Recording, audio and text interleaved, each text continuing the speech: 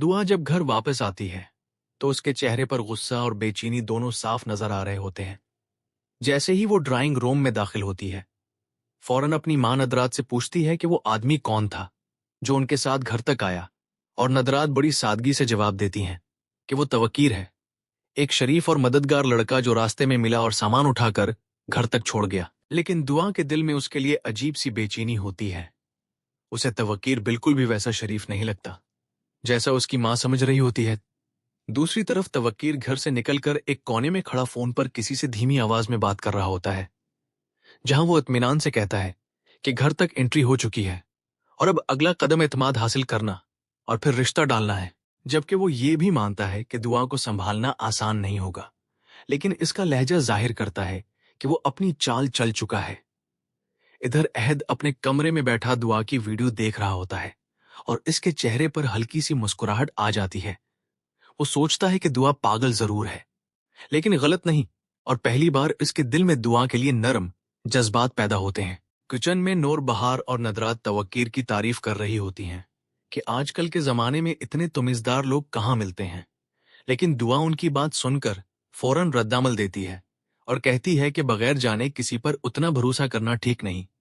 जिस पर नूर बहार उसे सख्ती से समझाती हैं कि हर किसी पर शक करना अच्छी बात नहीं होती। इसी कशीदगी के दौरान अचानक दरवाजा जोर से खिलता है और तलहा गुस्से में अंदर आता है।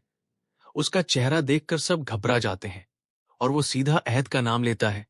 जब अहद सामने आता है तो दोनों के दरमियान सख्त बहस शुरू हो जाती है। तलहा उसे इल्जाम देता है कि उसकी वजह से फरियाल रो रही है, और अहद भी पीछे नहीं हटता। वो कहता है कि इज्जत जबरदस्ती हासिल नहीं की जाती बल्कि कमानी पड़ती है।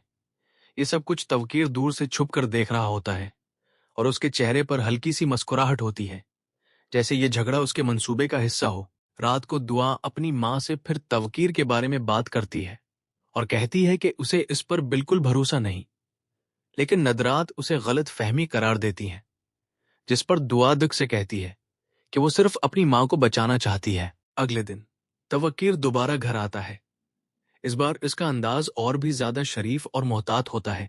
वो बैठकर सीधा कहता है कि वो एक जरूरी बात करने आया है और अगर इजाजत दी जाए तो वो रिश्ता भेजना चाहता है। ये सुनकर पूरा घर एकदम खामोश हो जाता है।